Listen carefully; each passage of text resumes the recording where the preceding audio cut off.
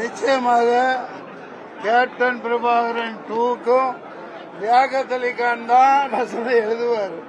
நான் சொல்றேன், ஏன்னா முதுகெலும்பு தண்டுல ஒரு மின்சாரம் பாய்ச்சுற மாதிரி ஒரு இந்திய வரலாற்றில், திரைப்பட வரலாற்றிலேயே ஒரு வில்லன் எல்லாத்தையும் போட்டு தள்ள பிறகு 30 நிமிஷம் கோர்ட்டில் வசனங்கள் பேசப்பட்டு ஒவ்வொன்றுக்கும் கைத்தட்டல், அதுவும் ஒரு தீர்க்க தரிசனமா பல காட்சிகளை இவர் எத்தனை ரூம் போட்டு யோசிச்சாரோ தெரியல.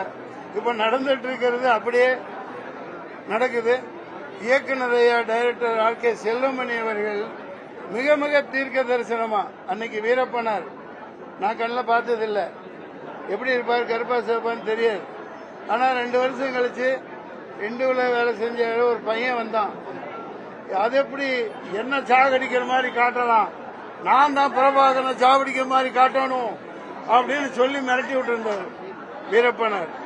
அவர் ஒரு கதாநாயகனா மக்கள் மத்தியில் வாழ்ந்துட்டு இருந்ததுதான் இந்த படம் வெற்றிக்கு மிக மிக முக்கிய காரணம். மிக மிக முக்கிய காரணம் சினிமா ரசிகர்கள், தமிழக மக்கள், கேப்டனின் அன்பும் மக்கள் ஆதரவும் தான் இந்த நிமிஷம் வரைக்கும் இவ்வளவு பெரிய கூட்டத்தை கூட்டி இன்னமும் பார்க்க வச்சுக்கிட்டு இருக்கு.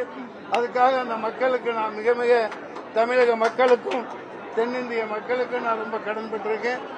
இளையராஜா அவர்களின் இசை தான் என் பாத்திரத்தை காப்பாற்றினது. ஒவ்வொரு இடத்துலயும் பின்னணி அப்படி நான் வரையில அவர் கொடுக்கிற வாழ்க்கையில மறக்கவே முடியாது.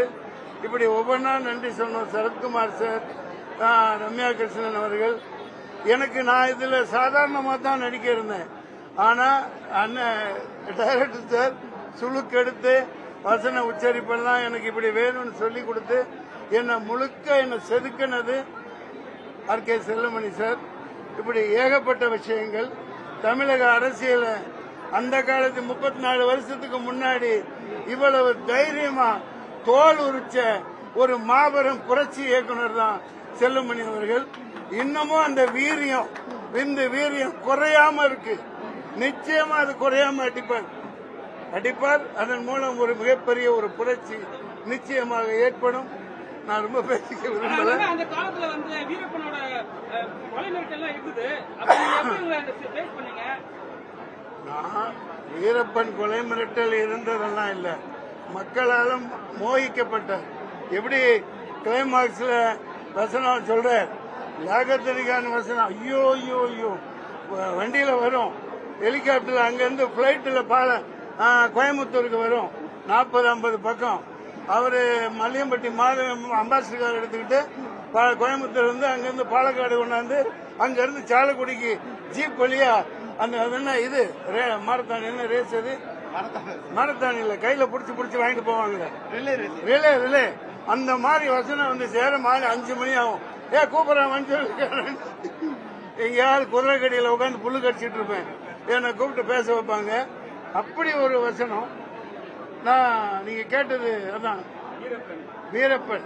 அவர் எல்லாராலும் அவர் எப்படி கிளைமாக்ஸ்ல காமிச்சிருந்தாங்க, அதே மாதிரி அந்த வீரப்பனை திட்டம் போட்டு தான் பண்ணாங்க.